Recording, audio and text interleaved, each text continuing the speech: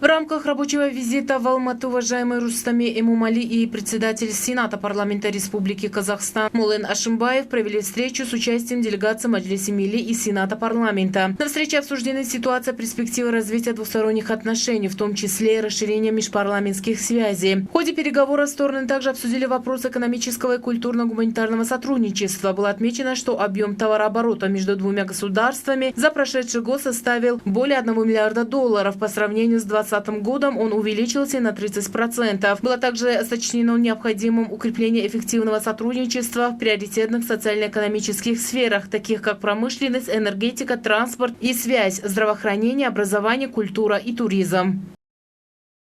Уважаемый Рустами Эмомали в рамках заседания Совета Межпарламентской ассамблеи государств-участников СНГ вместе с руководителями и членами парламентских делегаций государств-участников СНГ далее принял участие в церемонии возложения цветов в комплексе «Славы», расположенном на территории парка 28 панфиловцев города Алматы. 29 марта в Алматы уважаемый Рустами Эмомали принял участие и выступил на торжественном заседании Межпарламентской ассамблеи Содружества независимых государств, посвященном 30-летию ассамблеи. Заседание проходило под руководством Валентины Матвиенко, где в нем приняли участие председатели и заместители председателей Азербайджанской республики, Национального собрания Республики Армения, Совета Национального собрания Республики Беларусь, Сената парламента Республики Казахстан, Кыргызской республики, Государственной думы Федерального собрания Российской Федерации, Республики Узбекистан, Туркменистана и Исполнительного комитета СНГ. В начале участники заседания обсудили вопрос о 30-летии Межпарламентской ассамблеи СНГ и приняли заявление Совета. Члены Совета высказали свои мнения по поводу важной даты. 30-летия Межпарламентской ассамблеи сочли необходимым дальнейшее укрепление межпарламентского сотрудничества в рамках организации. Уважаемый Рустами Эмомали в своем выступлении заявил, что в течение 30 лет Межпарламентская ассамблея СНГ доказала важность своей роли и приоритета как универсальной формы межпарламентского сотрудничества и сегодня признана эффективной межпарламентской структурой. В ходе заседания также состоялся обмен мнениями по другим вопросам повестки дня, в итоге которых были приняты соответствующие решения. 28 марта в рамках чемпионата Азии по шоссейному велоспорту, который начался 25 марта в нашей прекрасной столице, городе Душанбе, мы стали свидетелями 3 соревнований среди молодежи. В этот день девушки соревновались на дистанции 61 километр, девушки до 23 лет на дистанции 111 километров и юноши на дистанции 130 километров. Среди юношей и девушек победителями стали спортсмены из Узбекистана София Каримова и Самандар Султонов. Среди юношей до 23 лет победил казахстанец Глеб Брусенский. Конечно же, это радость. Но я пока еще не могу понять то, что я выиграла. Но я очень счастлива. Вся гонка была очень интересна. Старались, чтобы зрителям все понравилось. Поэтому мы решили построить, старались гонку ехать активно, наши спортсменки. Я сегодня пришла поддержать сюда наших ребят, нашу сборную Таджикистана. Желаем им успехов, чтобы они заняли победные места. Я очень рада и горда за нашу страну, что мы принимаем столько других стран у себя и надеемся на то, что такие масштабные соревнования будут проводиться в нашей стране чаще. Четвертый день приняли участие 2 таджикских спортсмена – Гульшан Курбанова, Гульширин Джумакулиева. Среди юношей – Наджибуло Рустамов, Джамулиддин Джумахон, Фирдавсджон Кадыров, Абдусамат Одилов и среди юношей до 23 лет Манучех Юнусов, Манучех Абдулаев, Хуршет Махмадалиев. Лучший результат показал Наджибула. Он преодолел дистанцию в 111 километров и занял 10 место среди 32 участников. Манучер финишировал 16 из 32 участников. 27 марта состоялись 3 гонки по шоссе в рамках чемпионата Азии по велоспорту. Третий день прошли индивидуальные соревнования среди мужчин, женщин и женщин до 23 лет на дистанции 24 километра. Среди женщин и мужчин победу одержали Рената Султонова и Евгений Федоров из Казахстана. Среди женщин до 23 лет победительницей стала представительница Узбекистана Янина Кускова. Третий день таджикский спортсмен Рахимджон Аминов принял участие в мужской гонке на 24 километра и занял 11 место среди 11 участников.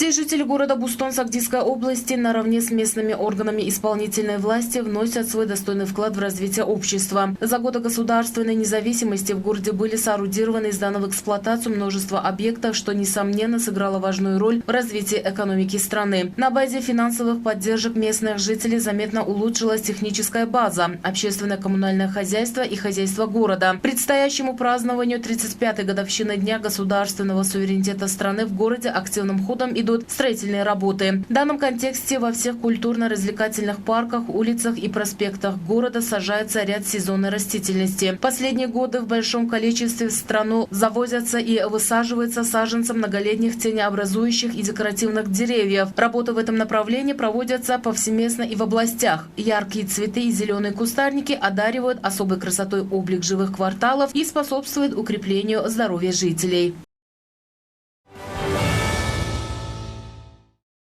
Путем развития инфраструктуры и градостроительства облик нашей страны за последние годы заметно улучшился. В данном контексте в процессе расширения строительных работ на территории Сагдийской области потребность в строительных материалах ежедневно возрастает. Здесь к празднованию 35-й годовщины Дня государственного суверенитета страны активным темпом идут созидательные работы. Наравне со всем этим для развития промышленно-производственного сектора в районе сооружаются и сдаются ряд предприятий. Одним из таких инициатив является открытие швейного предприятия «Мухайо», которое расположилось в селении Саид-Курган сельского джамуата Истеклол. Здесь в основном выпускается качественная школьная униформа. Предприятие оснащено новыми передовыми технологиями, где постоянными рабочими местами заняты множество женщин и девушек. Кроме того, для оказания медицинских услуг населению при поддержке местных предпринимателей в районе также был сдан в эксплуатацию новый лечебно-диагностический центр «Абдумалек». Теперь путем создания необходимых условий местные жители, не выезжая из республики, смогут пройти исследования и поправить свое здоровье.